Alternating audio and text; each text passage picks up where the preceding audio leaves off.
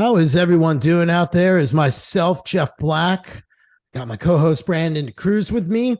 Chasing Clarity Health and Fitness Podcast. Hey, episode 61, the Whoosh effect and weight loss plateaus. Fat loss mistakes that cause stalls. Now, Brandon, I had actually practiced in my real sultry voice. Happy birthday to you. Dear Lord. Happy birthday, big boy. I appreciate Yeah, it, my man. first and foremost, man, happy birthday. How was it? What did you end up doing? Like how old are you? What's up with the world? What's changed in the last year that you feel like you grew from and you got better? What's some wisdom from the year of growth? Damn, well, first and foremost, I appreciate the happy birthday, but I feel like I'm in the hot seat now. But Yeah, now you are. let's see. It's been a phenomenal week overall, my man. Yesterday was my birthday, as you just mentioned. And so I took off a few hours during the afternoon. I went down to Atlantic City, which is like a casino area down by me. Mhm. Kind of like a shitty Las Vegas, to be honest with you. But it's still a place that I have a lot of fond memories of having spent time there with my family, friends, and things of that sort. So I went down and I celebrated by going out to lunch with some of my family members. And then we hit the boardwalk and the beach, which are two places that I really enjoy. It was a beautiful day out, especially for being in the Northeast. So I took full advantage of it. And I know this may sound crazy to most, but for me to take off almost a full afternoon, especially on a Monday, is a huge step for me, as Good for you. I'm honestly someone who didn't celebrate any of my birthdays during my 20s. I was always working. And at that point in my life, June, especially within what I did within corporate sports nutrition, that was a huge sales month and a huge travel month. So honestly, from the time I was 21 until I was 29, every single year during June, I would be out, whether it be, on a business trip, or I would at the same time be traveling and also during being prep. So I'd be on the road and away from home during my birthday each year. And it actually wasn't until, last year that I truly celebrated my birthday, which I did by going down to Nashville with you, my man, and celebrated by going to the PEC. But when it comes down to it, really, one thing, when you're asking, like, what did I maybe learn within the last year, I will say Mhm. that I have one tradition I've done every single year on my birthday for the past decade plus, and it's to take some time on my birthday in and of itself. I take some time, I disconnect from everyone, I put off my phone, my email, everything. And I just reflect upon the past year and assess the things I've accomplished, the things I've improved upon as well. We got to be critical of ourselves. So, as well as the things that I need to, the areas that I still need to improve upon. And also, I think over some of my past, present, and future goals. And I think one of the biggest revelations I've had this past year is that my definitions of what I find success, fulfillment, work life balance, and living life to be and to mean to me are far different than most other people's definitions of those same concepts. But I've come to terms with the fact, and I'm 100% okay with that, as I find fulfillment when I'm locked in. Like, I'm someone that really likes to and needs to stay focused. And I'm someone that also I find fulfillment when my actions are more in alignment with my goals and ambitions, with the long term vision that I have for myself and for my future. And that's going to mean that I work more and I go out less, that I prioritize things like working, connecting with my clients, training in my nutrition more than others do, and especially those around me. And that the way I live my life and approach my schedule for maximum productivity isn't going to meet societal norms. I'm not going to meet the standard, what everyone else thinks is normal of a 9 to 5 job. I'm going to be up at 3 or 4 a.m. every single morning, probably for the next couple of decades. I'm going to start working on my international client check-ins. I'm going to, train early in the AM when the gym is completely deserted, so I don't have to waste time in a crowded gym. And I'm, going to go to bed at like 8 or 9 a.m. or 9 p.m. like your grandpa. You know what I mean? Everyone Huh. else lasts at that. But that's because I What I do. prioritize my sleep, my health, and my mental function over everything else. So overall, really what I'm trying to get out there, or really trying to hit on, is that we all have our own wants, our own desires, our own goals, our own ambitions, and our own lifestyles that we want and need to abide by to reach our personal goals. So if you're someone who feels like you're taking a path that many others don't, aren't, and they don't understand, that's okay. And often we have to do what others don't to be able to accomplish what others won't. And so really, I've really come to terms with that I'm not going to live my life by anyone else's definitions of what I should do. This is I'm going to fulfill my destiny, my goals, my vision for myself, and by any means necessary. And so really when it comes down to it, I'm at the point in my life, at the age where, I'm in my 30s now, and I've established myself and what I want out of life, and I don't need to worry about not going out to the club with my friends, or not drinking, or this, that, and the other. Like, these are things that they're not in alignment with my goals, my lifestyle, and who I want to be and what I want to do. And if people can't understand that. That's all well and good, but I don't pass judgment upon them. So I don't expect them to pass judgment or try to peer pressure me. And so really that's really shaped the direction that I've headed in the last couple of years, especially who I've associated with, my own friendships. Like I tend to hang out with more mature, developed and established individuals like yourself. And I value people that are like-minded in that. And it's not that I pass judgment on anyone else. I just don't want to associate with it. So really when it comes down to it, it's just being okay with who you are and what you want out of life, and not feeling like you owe anyone else an explanation, because you don't. And so that's really, something that I've really come to terms with, especially this past year, because this was the year that I left the corporate industry and I no longer have coworkers. I don't have to, try to, I guess, I don't want to say abide by others' rules, but I don't have to feel like I need to live by the standards set by other people, whether it be in a work capacity, it be in a lifestyle capacity, it be in, an actions capacity. Like I'm gonna set the standard for myself, and I'm gonna keep rising above and beyond that. And really, when it comes down to it, the only person I'm in a competition with is myself, and I'm looking to run the scoreboard up on who I was last year.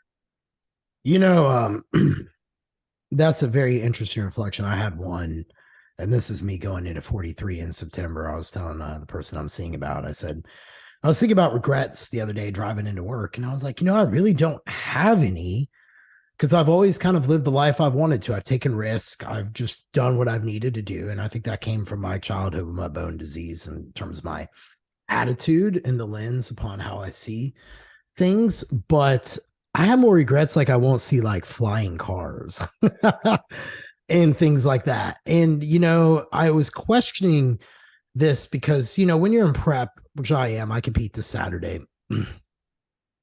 You start asking yourself, like, man, am I like sacrificing a lot of my life for nothing? You know what I mean? And then I'm like, well, no, like, what else would I do? I mean, I'm not the guy who's going to go hang out at a bar and go randomly talk to people. I'm not a guy who's just going to go hang out at a local neighborhood restaurant and go talk to people. I'm like you. I want to be around people. My routine makes me happy, and people who kind of like push me in ways that make me uncomfortable make me happy. Like, I think the biggest hurdle to most people being as competitive as they want to be in bodybuilding is their ability to learn new things and try new things based upon where they need to get to and the people who are right to help them there. But what you're saying is 100% true. So good points, man. I'm glad you took away a fucking Monday afternoon, though. That made me happy. Yeah, I'll be honest with you. I know everyone out there is like, I had so many clients that were like, oh, don't respond to my check. And I was like, no. This is like who I am. And this is also like what makes me happy. Like I'm doing exactly what I want to do. I used to work in a corporate, job that I was slaving away, making millions for someone else. And don't get me wrong, I really appreciated what I did within that business and the career that I had, the connections that I made, and the I guess the way I was able to build up my resume. But I would work on birthdays for a corporate, entity, nevertheless for myself. And so, when it comes down to it, like I'm doing exactly what I want to do. And my definition of celebrating my birthday is going to be different than others. And that's fine. And, if others don't understand that, hey, all well and good. But I will say that my clients were extremely appreciative of me first and foremost. And then also of the fact that, they don't have to wait. I'm always going to be responsive. This is something I'm truly bought into, the process of coaching, as well as each and every single one of their processes. So really when it comes down to it, like I'm doing what I want to do and I'm living the life that I want, and I'm building towards, even a greater future and towards that vision that I had for myself and a future family and all things involved. Well, in contrast, I actually had a guy let me go because after the fourth text message on Saturday afternoon, I said, hey, man, could you please start emailing me going forward? I would appreciate that. Next thing I know, he canceled his plan and emailed me and said, oh, I was looking for someone I could communicate with. I was like, hey, man, I'm all for the communication. However, it's through email. I go, my text thread is for my friends and my family, and I have to have some differentiation. Absolutely. Or I won't ever get like a personal boundary life, and you won't get the coach you need because I won't ever be recharged enough. Sure, dude. Like I could sit here and fucking jerk my dick and be like, oh yeah, it's true. I legitimately wake up every day chomping at the fucking bit till I could get to my email at 5 a.m. Like it's a painful countdown to me. Like I'm type super aggressive, but guess what? That doesn't do shit other than make people just look at me like I'm a machine, which I don't mind people looking at me like that. But in the same contrast, I've learned as I've gotten older, if I don't put boundaries in place, I start getting very resentful of my time being taken away from me. And the nickel and diming questions is what pisses a coach off over time. It's not the fact that someone needs help. It's when people don't even like sit down and think for a second before they ask the question. That's what wears you out. But we could have a whole psychology about the differences, because when I was your age, I was running and gunning, and that's why I told you I'll never be the friend to tell you don't do that. I'll just encourage you You've been there. Yeah, absolutely. as long as And you go also, along the way to put your boundaries in, so you don't like get to a point you're like me and having to unwind personal damage that was just caused by the fact you just wouldn't do what you should have done all along. I think that's a really good point because we have to realize that we're all on a different, I guess, chapter of our journey or a Right. different, checkpoint essentially. And so what I'm doing now is what you've done previously. And Mhm. so I can't say, just like you wouldn't tell me to do what you're doing now, I can't look at what you're doing and the lifestyle that you're living and compare myself to you. And I would never do that because you and I are friends. We're not in Yeah. competition. We work together. Oh However, yeah. a lot of people look at other people in a really good position like yourself and they say, I want to live like Jeff does. I should just take off weekends or this, that, and the other. Well, Jeff didn't get to where Jeff is now at 43 years old and 20 years into business by taking off weekends throughout his 20s, 30s, and into his early 40s. He did it by grinding himself to the axe zone and putting in the time, and he's earned that right. And so a lot of times people are looking, and the same thing can be said about a physique transformation. A lot of times Right. people will say, I want to look like this client of yours, or, I'll give a shout out to Anthony Scalza. So many people come to me, they want to look like Anthony. Anthony's in his 30s. He's been training for half his life, 15 plus years. He is an IFBB pro. He is extremely regimented, and we have changed so many aspects to his training. We've been working together for over 3 years at this point, and people will come to me and ask me within 12 weeks, with half the training experience he has and none of the knowledge, that they want to get there in 3 months. Hey, can you get me to looking like Anthony, like straight stage study? No, I can't.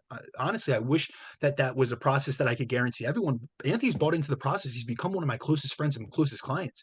He has traveled the country with me, both in terms of me going out to fly out and peak him for shows, but also to come to continuing education courses so he could learn and he could watch me present, as well as the other presenters like yourself that he could learn from. So, we really have to, first of all, we have to stop the comparison act. And second of all, we have to Mhm. realize that we're all in our own chapter, and you can't compare your chapter 2 to someone chapter 10, whether it be financially, it be True. physically, it be any aspect, even like emotionally. You can't compare. Like, that's the same thing. Like, if we were to look at someone that has a really successful relationship in terms of intimacy and a great, balance between the two, or great, children, things like that. Like, you don't enter a relationship and say, hey, I want that relationship that this person, these two people have been working on for the past 10 years, where they've gotten Mhm. to know each other and they've really learned each other's strengths and weaknesses and have made up for them. Yes, there are certain things that we can aspire to, but you can't look at it as like this comparison trap where you're constantly trying to live someone else's life. You have to stay in your own lane and live your own.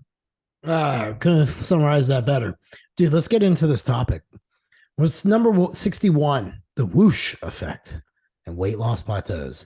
So these are like fat loss mistakes that can cause stalls. So today's topics, we have a beautiful 6 bullet points we're going to cover. And bullet point number 1 is defining a weight loss plateau, what it is and what it isn't. I'm sure this is where you take pictures, measurements, all 9 yards, B, but let's break it out a little bit and get your thoughts on it. Absolutely. So a plateau is a stall in progress. Yet it's important to objectively define what it is and isn't a plateau, as many tend to think they're plateaued when in actuality, and when in reality, they aren't. So often, when you start a diet, you'll notice that you will lose weight quicker during the first few weeks of the diet than you do later on, especially if you start your fat loss phase after completing and finishing a building phase where you've been consistently eating in a calorie surplus. So you've had an abundance of food. We have water and glycogen content and all these other things on board. And this quicker weight loss off the bat is due to a loss of water, a loss of glycogen from lowering carbs, and less food weight and gut residue essentially in your GI tract, along with some fat loss. So it's, you're losing some fat, but you're also losing some other entities that are non-fat related. And so the important thing to realize is that the first few initial drops in weight that you see during a diet will not be the same rate of loss and progress that you will see every week throughout the diet, as weight loss is not a linear process. So if you've noticed that you've initially lost a few pounds in the first week or two of dieting, and then you see your rate of loss slow down to say a half or even a pound per week, you have not hit a weight loss plateau. And often people make the mistake of looking at periods within a diet on a very short time scale. So they're looking at their weight on a daily or weekly basis and thinking, oh, I have to make progress linearly, like I did in the first week or the second week. And if they don't see their weight trending down on a daily or a weekly basis, they assume they've hit a plateau when in actuality, there are so many factors and variables that impact scale weight that could be skewing these measurements. And fat loss is never an exactly linear process, meaning you won't lose the exact same amount of scale weight per week every week, which needs to be acknowledged, as this misconception in and of itself leads many to think that they're plateaued when they're not. And I hear this from clients all the time, and I'm like, Mhm. you're still losing at a very, at our target rate of loss, whether it be 0.5 to 1% per week. However, yeah, you're not going to lose a bunch of water and glycogen because we've already lost that. And so when we actually look at a true plateau in progress, that's when you're nailing everything in terms of your Mhm. nutrition. So, your diet, your training, your cardio, your steps, your supplementation, and other variables like in your lifestyle, like your sleep and stress management. However, your body is staying the same without any tangible or noticeable improvement as it's reached a homeostasis. So that would be what a true plateau is. And a lot of people confuse the two. So I wanted to differentiate between before we go into the rest of the podcast. No, I think that's a very important thing. So then how do you properly assess a plateau? Yeah, so in order to properly assess if you've plateaued, we need to use at least a minimum of 2 weeks or two weekly averages in weight to see what your weight is doing.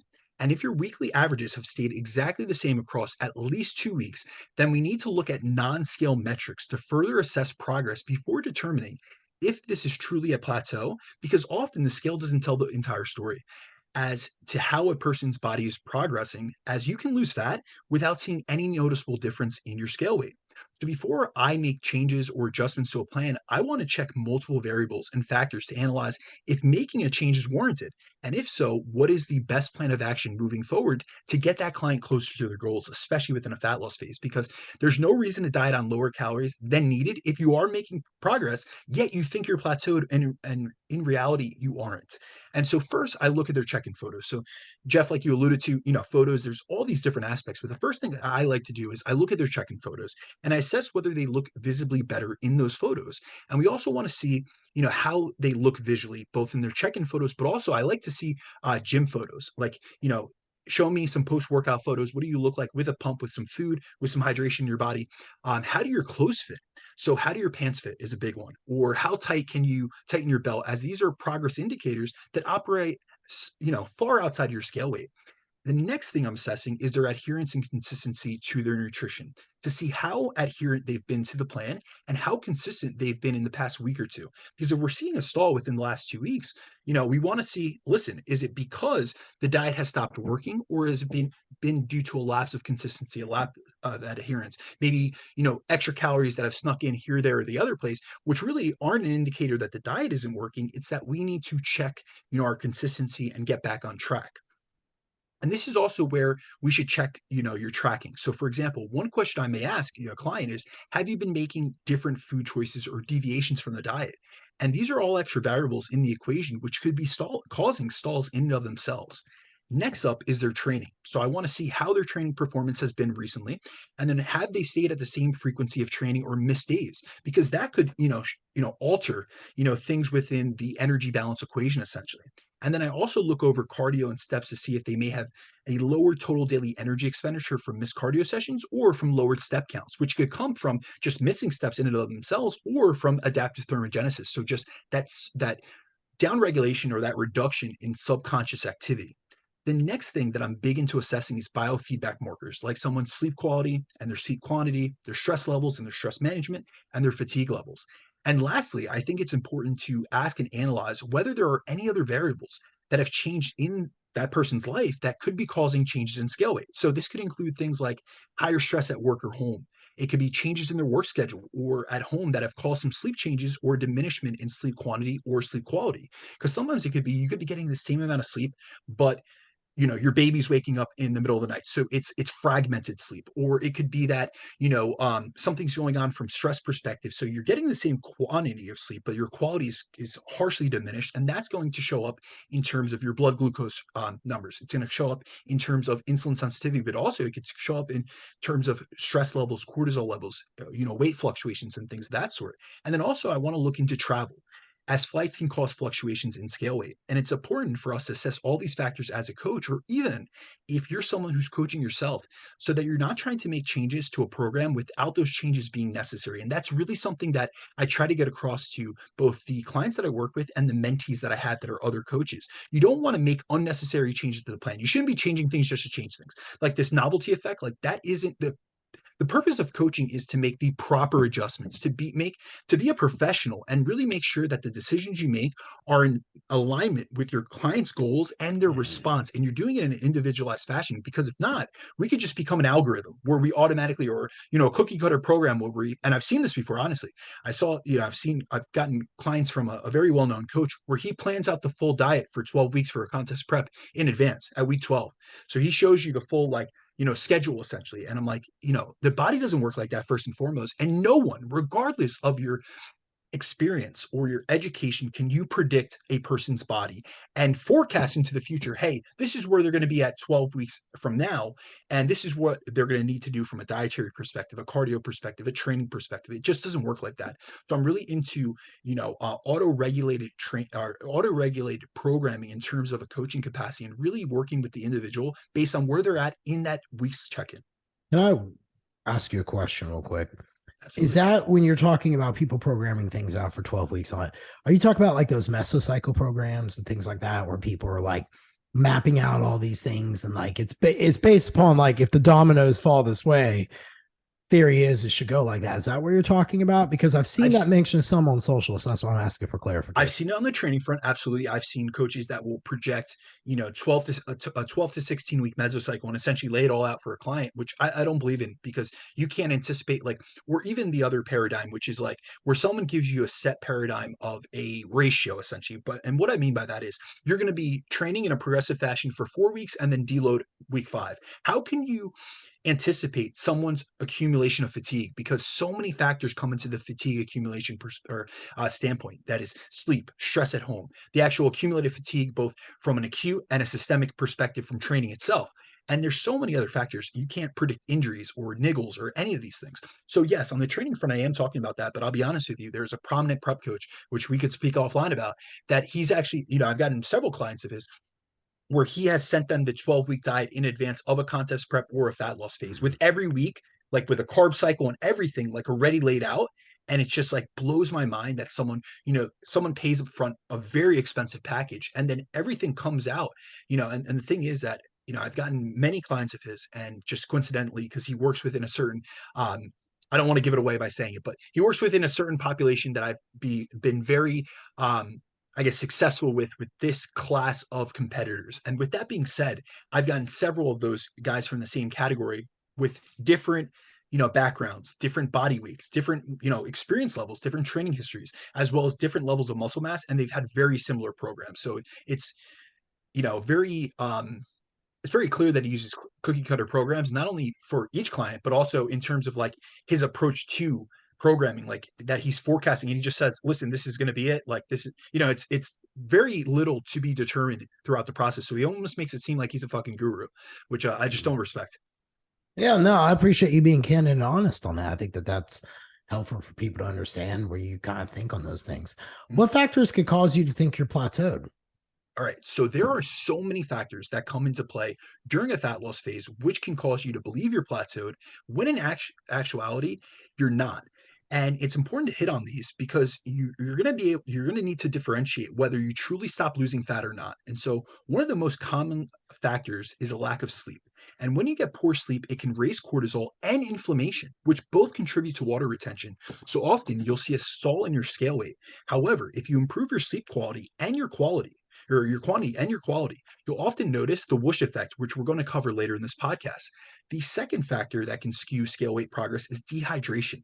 And when you don't consume enough water, it can actually raise the hormones that induce water retention to conserve the amount of water in your body. So it's almost like a survival mechanism, essentially. So you'll be less likely to see the drops in scale weight, even during a deficit. So we have to keep this in mind. A lot of times people aren't paying attention to their hydration.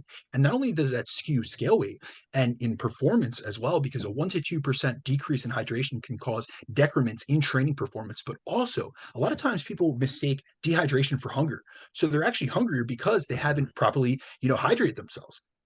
So on that side of the equation, it could be throwing off your energy balance, side of the equation, because you may be eating more because you're thinking you're hungrier than you are because you're just improperly hydrated.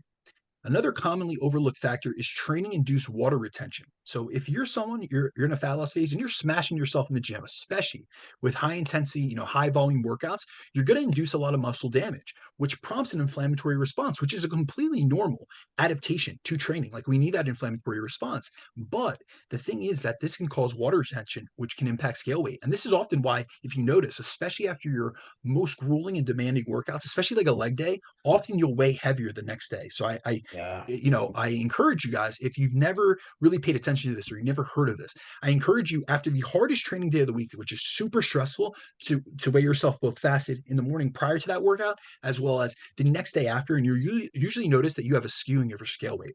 Another consideration is you could be recomping, meaning that you're gaining muscle while losing fat. So your scale weight may be staying the same. However, your body composition is improving. So we're not going to see any tangible, noticeable progress within scale weight, but you're actually doing what everyone else wants to do, which is gain muscle and lose fat. Another factor that could be influencing your ability to gauge progress is the inclusion of supplements, whether that be androgens or performance enhancing drugs that cause water retention. So I'm going to give the most common example of this that could apply to both males and females, and that's when someone starts using creatine, as it can increase Mhm. scale weight and cause a stalling in weight loss, despite improving body composition and training performance, which is going to help on the energy expenditure side of things, but also it's going to help overall body composition. However, this can also occur when a male or female gets on hormone replacement therapy. And this is something that I've seen quite frequently where I have a client where, they've had some hormonal issues and they've gotten, on replacement therapy. And now we're seeing their scale weight go up, but they're actually losing fat in the process because we have been in a deficit.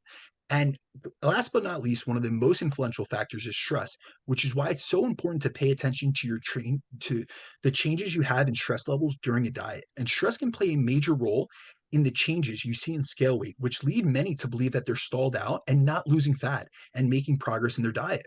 And this is mostly due to the fact that having a heightened amount of stress causes an increase in cortisol.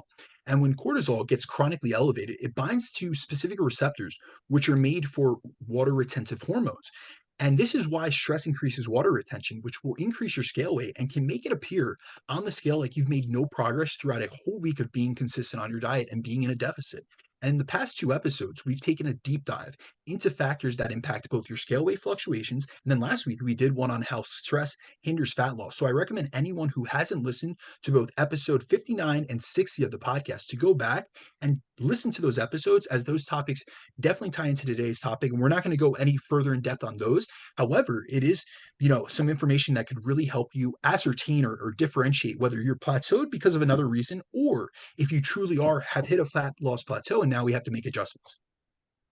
Um, I think that that's a big thing to be able to do is like to step back and understand when those adjustments need to take place, which leads us to the great point of the whoosh effect. What is the whoosh effect? I love when you make that sound, my man. Too funny. Because I feel like every single person that talks about the whoosh effect, they always have like a different, like their own version of it. You know what I mean? And Mhm. so anyway, the whoosh effect essentially involves a situation where you're in a fat loss phase and you're in a calorie deficit, yet you're not seeing any movement in your scale weight for a period of time, which can last anywhere from a few days to even a couple of weeks.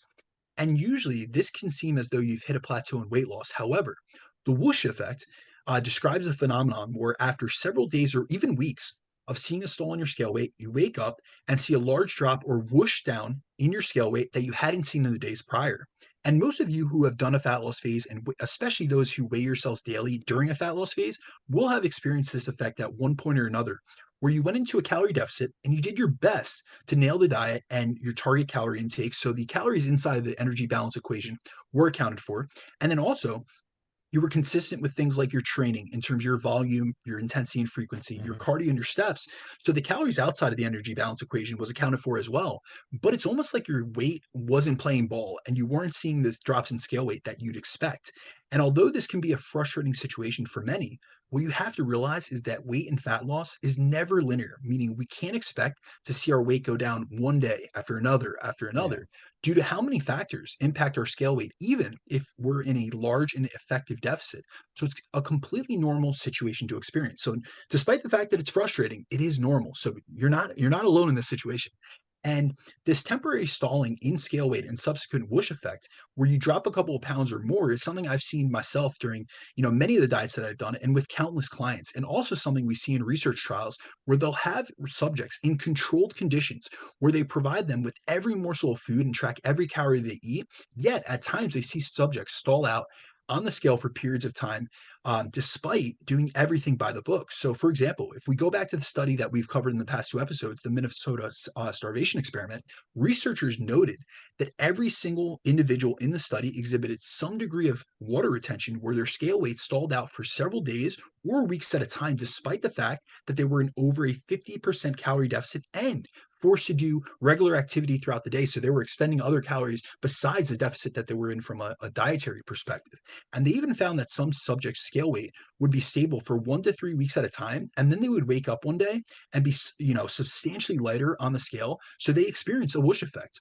And this whoosh effect generally happened after they were given a refeed.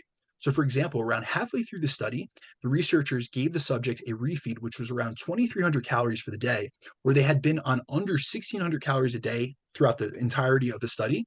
And most woke up, despite eating more, they woke up a few pounds lighter the next day, having dropped, having dropped the water that they were holding. So this is similar to what I've even seen with the whoosh effect when I've had a client lower their stress levels by either having a solid night of sleep or going on vacation. That's a huge one. But also, I've seen this with clients that I've given them a high carb refeed, whether it be a refeed meal, a refeed day, or a few refeeds like a refeed weekend. And all three of these methods would theoretically decrease cortisol and decrease stress. And then it would also cause that whoosh effect because we're, dropping some of that cortisol or stress induced water retention.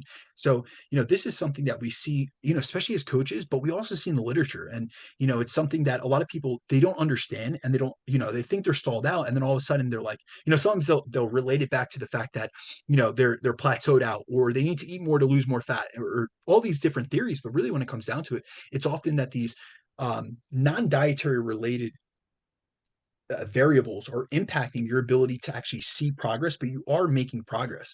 And so this is something that you need to be aware of, and you should be, just keeping in mind if you are seeing a stall and you know that you're doing everything consistently. And Jeff, I would love you to open up. I'm sure that you've seen the whoosh effect, whether it be with yourself or even with your own clients. Yeah, I think a lot of people sometimes, you have some people who are wired that no matter what you tell them, they're going to do extra. They're going to diet a little bit harder. They're going to train a little bit more. And in a lot of this, you cannot outwork or out diet a lot of these things like the weight loss plateaus when you eventually get to them. So with the whoosh effect, I like to use Corda-Ease from New Ethics, Scoob's company. I will hit 2 of those about every couple of hours to start lowering cortisol as I do carbs. And I do think this is a big one. Most people's sleep goes to shit when they start dieting. Like, I think that having some carbs before bed is a great thing to do because if you can get better sleep, you're going to recover more. And I think that is something that people miss when they weight loss plateau or when they hit these plateaus. Like they'll do these carb fasts, and that's fine and great. But once it starts impacting your sleep, once it starts impacting your training, once you're starting to hold water, once these things start happening, the best way to do is adjust your nutrition, put some carbs at bed, sleep, get some ashwagandha, things like that, and let some of that whoosh happen. But sometimes letting off the gas, man, it takes a step forward for people. And it's hard for people to comprehend that because it's one of the only areas in life that that's true. So it's hard Sometimes, for them yeah. to go. No, absolutely. Sometimes we have to pull back to be able to set ourselves forward. So by pulling back, we potentiate our progress going forward. And it's almost like a slingshot effect. Like think about what you do with a slingshot or a bow and arrow. You need to pull back on that slingshot or that bow and arrow to launch yourself forward. And so sometimes you need to pull back on the total allostatic load, which we spoke about last week, or that total stress bucket to reduce stress, to take some water out of that bucket or some of these extraneous stressors out of your bucket so that you have more room, you have more capacity, and you have more resilience. And when it comes to carbs before bed, that is a strategy that I use with many of my clients, that if they're having, issues with sleep quality, I'll generally partition or I'll distribute or allocate more carbs before bed, because we see in the literature that carbs before bed actually help with serotonin production, which goes downstream to melatonin production. Why that is also really beneficial is because cortisol and melatonin are counter-regulatory, meaning that when one is high, the other is low. So, for instance, in the morning, melatonin's low and cortisol's high if you have a normal circadian rhythm. However, if you are someone that has either adrenal dysregulation or you have, high stress levels, you might have a flip-flop circadian rhythm or even cortisol patterning, meaning you have higher cortisol at night, or even if you're just stressed at night, you're working up until the time that you go to bed and you're not having a proper wind down routine, or you don't have great sleep hygiene where you have a system in place, a routine which helps you de-stress mentally, physically, and just get yourself ready to decompress and go to bed. And so a lot of times within that last meal, I'll utilize carbs because it's going to cause an increase in insulin, which is then counter-regulatory to cortisol. So it's going to lower that cortisol production. It's going to help you get more into a parasympathetic rest and digest state, get your body and your mind really more prepared for sleep. And then also think about it: no other macronutrient do we have the quote or the claim of a carb coma. But in actuality, when we think about carbs, that's the one that we most likely feel sleepiest after. And so that is also due to the fact that it increases serotonin production, which goes downstream to melatonin production and can really help with improving sleep quality and sleep quantity. So that is definitely a great strategy. Another thing that I like using is if someone tends to wake up a lot during the night, I like to include a source of fructose. So I'll generally include both a glucose source of carbohydrates, but also a fructose source, so some type of fruit essentially. So we're getting micronutrients, we're getting fiber, which is going to slow down digestion throughout the night, keep them fuller, especially in a diet that's really important when you're going to bed and you may be waking up because you're so hungry. That only really applies to those that are getting super lean, you're in a contest prep.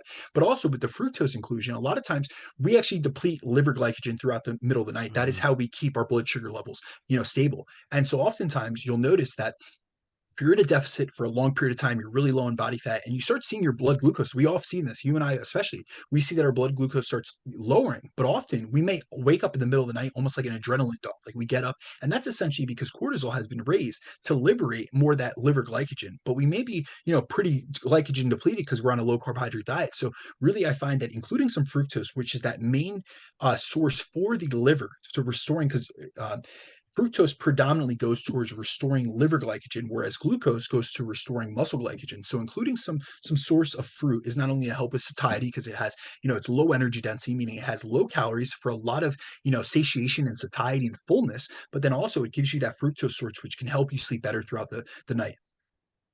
Those are some great points and things that I think people should do also with Delta 8. Just saying. The physiological and psychological causes behind a plateau. I think this one is very comprehensive of a question. So I'll be curious how we kind of tease this out and go from there. So take the lead, Captain.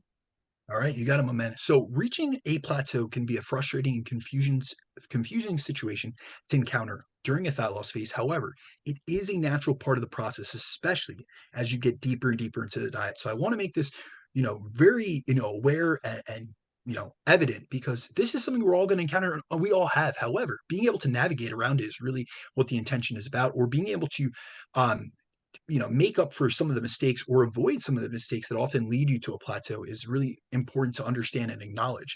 And now there's both physiological reasons and psychological reasons as to why your fat loss progress has plateaued. So, on the physiological side, being in a deficit for an extended period of time and losing a substantial amount of weight can cause several metabolic adaptations, which will lower your energy output and the amount of calories you burn per day. So, say that your maintenance calorie intake was 2,000 calories prior to beginning a fat loss phase, and you wanted to lose a pound per week. So, you lowered that by 500 calories. So, now you're eating at 1,500 calories per day. It's important to realize that the calories you needed to maintain your weight on day one of dieting is much different than the calories you're going to need on day 30 or day 60 or day 90 or so on and so forth, especially as you lose more and more weight and become a leaner, lighter version of yourself.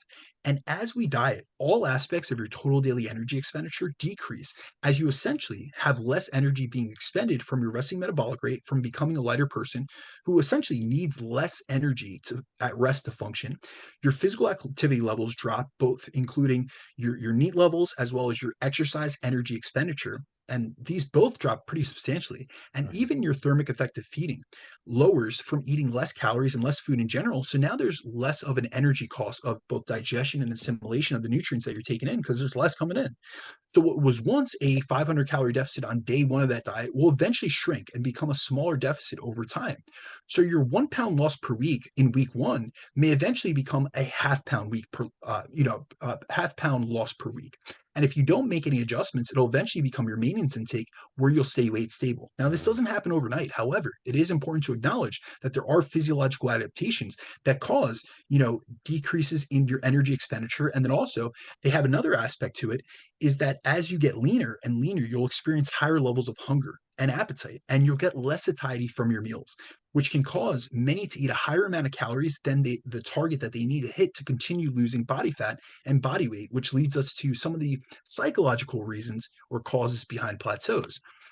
So in many cases, when we look at the psychological side, in many cases you aren't eating as little as you think. And I understand that a lot of people don't want to hear that, but that's the true reality of the case. And many times people are more mentally in a deficit than they are physically in a calorie deficit, as they feel like they've been dieting, but simple errors and mistakes are causing them to be taking in far more calories than they even realize. So they feel restricted from like a dietary perspective, but they actually aren't in a calorie deficit. So physiologically, their body's not receiving the signal, or essentially, it's not an energy deprivation, but they're in mental deprivation. And it's important to realize how common this is, because if you're not losing weight over time, you're not in a deficit. Like, that is the definition of not being in a deficit. And so for many, there's often a difference between their assumed calorie intake and their actual calorie intake. And really, when we speak about these things, like, your assumed calorie intake is everything you track, but your actual calorie intake, like what your body actually perceives as you taking in, because it's not ignoring any calories. Even if you don't track it, it's still receiving that Mhm. and still absorbing that. And really, when it comes down to your actual calorie intake, it's everything you track plus all the calorie containing items you forget or even neglect to track. You might not be doing this purposely. However, these are still things that your body's absorbing energy from. It's not going to, just because your mind forgot, doesn't mean that your body's not going to, accept it and essentially absorb it. And so one of the other main psychological reasons why many don't see the results they want, even if they're working with a coach, is also because they don't believe in themselves, and they don't believe they can do something that they've never done before, which is often the case when it comes to losing a substantial amount of fat and keeping it off. And a lot of individuals, have tried dieting in the past and have been unable to either successfully complete a diet, or they've tried a diet, or especially, a lot of people have tried a crash dieting approach and they've lost weight yet regained all the weight after. So they feel as though they failed diets in the past and they're doomed to do so again. So it's almost like they get stuck in this self-limiting belief where they think that they're just going to repeat their past mistakes, as they have in many other aspects. And the issue with this type of like negative or scarcity mentality and mindset is that it often leads you to self-sabotaging yourself whenever you do hit a plateau, and you just say F it, and you tend to go off the rails in terms of your diet, which only set you further back from your goal. So instead of allowing the stalls and the plateaus to cause you to become discouraged and engage in habits and behaviors that move you even further away from your goals, be willing to take on the natural challenges that come along with the weight loss process, and use the process of overcoming them as proof that you can do this.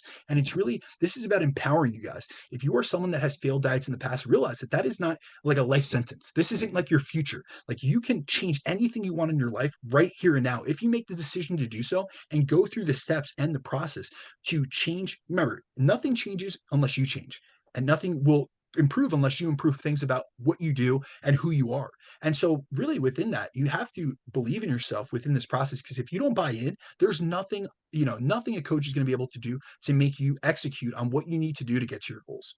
Ah, dude, brilliantly said, man. I'm not even going to say shit other than, what are the last point of the day? What are the most common mistakes that actually cause a weight loss plateau?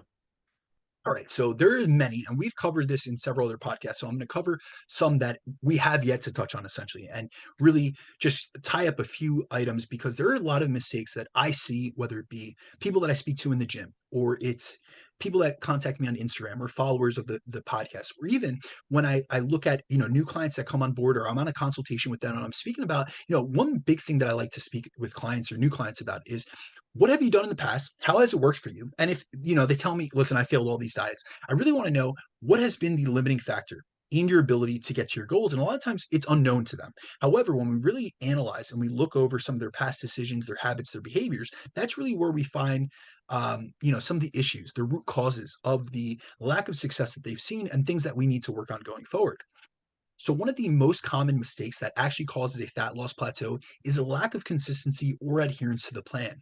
And many encounter a slowdown, a stall, or a plateau in their fat loss progress due to being inconsistent in terms of their adherence to one or multiple aspects of the program, including their diet, or specifically their macros and their calorie targets, their training program, their cardio, their steps and their physical activity levels, or their sleep and stress management. These are all factors in the equation that cannot be overlooked. And as a coach, I'm not looking for clients to perfectly nail, to be perfect in terms of hitting every single macrogram to a T, or nailing every single set to the exact RIR or proximity to failure target that I prescribe, or even perfectly managing their schedule well enough to get the ideal amount of sleep each night. That's not realistic. However, I'm always looking at goals, and I really, when I formulate a plan for someone and I work with a client one-on-one, what I'm looking to do is strike a balance for this individual between what's optimal for their goal, what's going to specifically get them to their goal in their fastest time period possible, and what's practical for their lifestyle. And within that, what I do need from each and every client, I don't need perfection whatsoever. I do need progression. And the other thing that I need is them to be consistent and to try their best. I'm going to give you 100%. And I need the same I need your version of 100%. And now that's going to differ between each client that we work with and between different individuals. And it's also going to differ in different periods of that person's life. What's 100%, for instance, I have a client, Mike, that I've been working with for 5 years. He is now a business owner, a gym owner, as well as a father. His 100% now in this phase of his life is much different than it was 5 years ago when he was, just dating his current wife. He didn't have a child, and he was a trainer. He had much different, lifestyle, a different schedule, different priorities. So what was 100% there, I always tell him, listen, I don't expect that anymore. We're going to change the paradigm of what is 100% to you. Or for instance, right now I'm going through a fat loss phase with Anthony Scalza. This is our first fat loss phase in all the years that we work together, that we're not getting ready for stage. And every single week I remind him, we are not getting stage shredded, my man. Like, this is a different lifestyle. You have different priorities, and you have different aspirations going forward in life, and getting shade shredded would not be conducive to what you want to do with your life. So it is all about what can you give, and you have to ask yourself that. I ask clients as a coach, is this your 100%? But at the same time, you need to look at yourself deep into yourself and look at yourself in the mirror and ask yourself, am I really giving this my all? And when a client is consistent, even if they're a few grams off here or there, they're doing this consistently. So I'm able to make the appropriate adjustments moving forward. Where many go wrong is that they have this all or nothing mentality, essentially. And I'm sure that you've seen this, especially in terms of dieting, Jeff, where someone is like on the wagon or off the wagon. And so within that, they'll be spot on for a few days, and then they have a day that's completely off. And from a coaching perspective, I'd much rather have a client who's 80 to 90% on plan 100% of the time than someone who's 100% on point for a few days. They aim for perfection. They ride or die by this, unattainable, target that they have set. And it's either bullseye or bust. And then what ends up happening, because they have this all or nothing mentality, they go from being 100% on plan for a few days. They pretty much, just crash and burn. And then they're 50% off. As really, when we look at it, swinging from one extreme to another is not something that usually leads to success in any aspect of life, especially dieting. Now, when we get to the next mistake, another mistake many make during a diet, which stalls their fat loss progress, is trying to wing their diet day to day and incorporating way too much flexibility and not enough routine into their approach and daily schedule. And I want to get this across, like, this is not like me being against flexible dieting. I believe in the components or the ideologies between flexible dieting. And honestly, if you look behind what flexible dieting and where it came from, or the flexible dieting mentality, it essentially was a construct of how to look at food in not this all or, Right. good or bad, this black or white mentality. And a lot of people have extrapolated that to if it fits your macros. And if it fits your macros and flexible dieting are not one and the same. And when it comes down to it, winging it day by day during a fat loss phase is a recipe for disaster and disappointment. If you're playing macro Tetris on a daily basis, trying to create meals and hit macros on the fly, you're putting yourself in a disadvantageous position where you're likely to suffer with both decision fatigue and make dietary decisions that don't align with your goals and usually don't align with your macro targets. And this is where having a nutrition plan for the week in place in advance, which fits both your macro targets and your body composition goals, which you can prepare ahead of time, comes in handy, as it allows you to offload the stress of having to figure out what you're doing and what you're eating on a meal to meal basis, which is really something that often overwhelms people. And that's why they turn to, especially, like, we never see someone binge eat at 8 o'clock in the morning. It's never breakfast. It's always like the last meal of the day when you come home stressed from work. You don't know what you're eating. You don't have anything Mhm. prepared. So either you go back out and you go through the drive through, or you just eat whatever is convenient. And usually that's like, junk foods and hyper palatable foods. Like, cookies, cakes, chips, like things that are, there's no work behind. But if you were to just take some time, I do this every single Sunday that I plan out my meals for the week, both in terms of what am I eating, how do they fit, like the portion sizes, how do they fit the macros that I have for this week? But then also I prepare at least 3 to 4 days worth of food. And I put whatever I'm going to use in the next 2 days, I put in the refrigerator. Whatever I'm going to use later than that, I put in the freezer. And then I can just continually unpack things, but I never have to worry about what I'm going to eat next. I always have frozen vegetables in the freezer. I always have prepared vegetables in my refrigerator. I always have frozen fruit. I always have, different sources of protein already prepared and in my fridge. And then another thing I do in advance is when I buy chicken, I buy turkey, I buy steak, whatever it may be, I buy it like in bulk. I just go to Costco, I get all this stuff in bulk. And I'm not going to just prepare 5 pounds or 10 pounds for the week. I'm going to prepare and marinate everything. And then anything I'm not cooking for that week, I just put into, plastic bags and I freeze. So then I don't have to worry about spending extra time every single week preparing, these meats and stuff. All I have to do is take it out of the freezer and then put it on the next Sunday to be ready. And these are things that could save you guys so much time, energy, effort, and so much money. So I will say that there are so many times that I'm discussing things with a client going over their budget, and it's like they spend $20 a day on Starbucks. They spend $30 a day on takeout or on Uber Eats and all these things. And you don't realize like it really does add up over the course of a week, a month, a year. Whereas you could be investing into high quality food and just preparing it yourself in a really quick and easy fashion. Like when I'm meal prepping, I'm cooking, my proteins on the stove, or I'm cooking in the George Foreman grill. I have frozen vegetables going in the microwave. I have, my carb sources will be in the oven or in the rice cooker. Like it's super convenient. I'm cooking all this stuff at the same time. In 2 hours, I have a full week's worth of meals, and I've saved myself a ton of money. So that's really something, just a suggestion that I make for everyone else. Be prepared, and that's going to set you up for success. And another mistake that holds many back is incorporating too many cheat meals. And both cheat meals and restaurant meals are almost always going to be higher in calories than any of us realize. And even in the restaurants that do provide their nutrition facts on the menu, the calorie counts at these places have been found to be highly inaccurate when they've been tested in research. However, restaurants aren't monitored tightly in terms of the calorie amounts of their meals. So it's not like they're worried about meeting the calorie and the macro amounts that they listed on the menus every time that they serve you this meal. They might have, calculated that one time. However, the cook in the back is not being like, oh, Brandon needs a lower fat, dish for this meal, or, this meal is only supposed to have, 50 grams of protein and 75 grams of carbohydrates and 10 grams of fat. Like they don't care. They don't care about your physique goals. They care about making this stuff tasty and having you come back for more. And really, they care about driving up your appetite, which is going to come from the inclusion of oils and from butter and things that are going to make those dishes taste better. And the issue with cheat meals is one cheat meal, let alone one day of eating off plan, can undo a week's worth of dieting and can increase calorie intake enough to stall fat loss. As it's so easy to out eat a deficit, especially when you're consuming hyperpalatable foods. So if you're, going out to eat, or even if you have snacks at home and you're snacking on things like, or in your office, you're snacking on things like donuts, cookies, cakes, pastries, things like that. Like these things add up. They're so small, they provide such little satiety, but they rack up calories and completely demolish the deficit. And I've seen this happen so many times. And last and probably the most common mistake that derails many dieters from continuing to see fat loss progress is inaccurate tracking or underestimating one's calorie intake. And when it comes down to it, guys, we're all humans and all of us make errors and mistakes. And this is especially true when it comes to making errors in tracking, especially in dieting.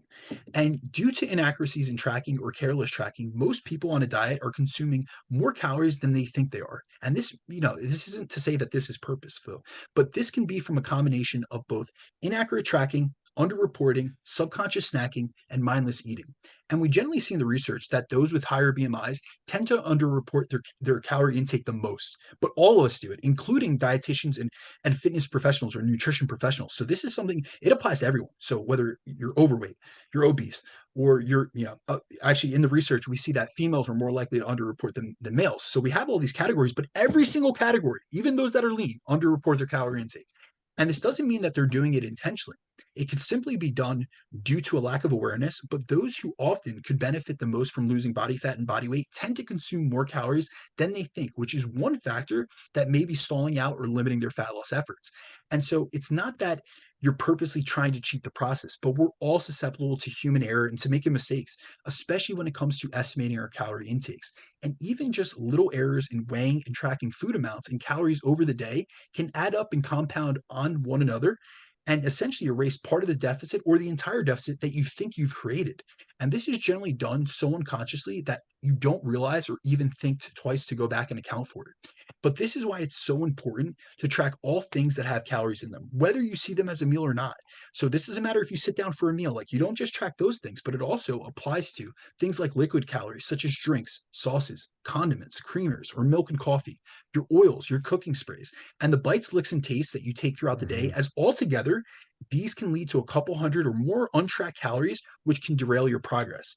So, besides creating a calorie deficit, there is nothing as important for losing body fat than being consistent and adherent to your diet, which is why we wanted to cover the topic of weight loss plateaus, as there are so many people out there who are either in the process of a diet or about to embark on a fat loss phase for summer.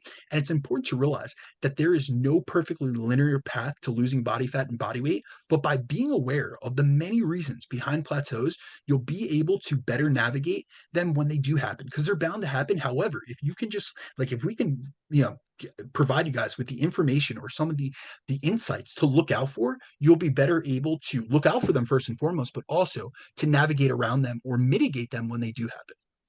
Dude, beautiful. Where can everybody find you at? Guys, feel free to reach out to me on Instagram at @BrandonDeCruz_ or through my email, which is bdecruzfitness@gmail.com. I'm currently taking on clients, so if anyone is interested, please feel free to reach out to me, whether it be through DM or preferably through email. But another thing is, guys, please comment, subscribe, share the show. We love when you guys, especially share it to your Instagram story. I always reach out and thank you guys and repost it. But this is something that we're really trying to spread the word on this no-cost content and really get across, both educational stuff, but also practically applicable stuff where we're really trying to help those out there, whether it be our clients or, friends of clients or just people within our network, and really help them with the experience that we've gathered both from coaching ourselves and then also from the research. Oh, dude, couldn't have said better. I'm always looking for clients too. If you think you might be a good personality fit for Big Daddy, not Brandon, let me know. Slide in those DMs, or you can email me, Jeff at Relentless Forever, just Jeff at relentlessforever.com. Just don't email me marketing shit trying to sell yourself, because I will report you as spam and report it as phishing and fuck your account. But otherwise you can find me on YouTube at Relentless Forever. And that being said, B-Man, I'll catch you next week and fill you in on my show. Can't wait, my man. Best of luck, and I'm looking forward to hearing about it. Thanks, man. I'll talk to you there, dude. Peace.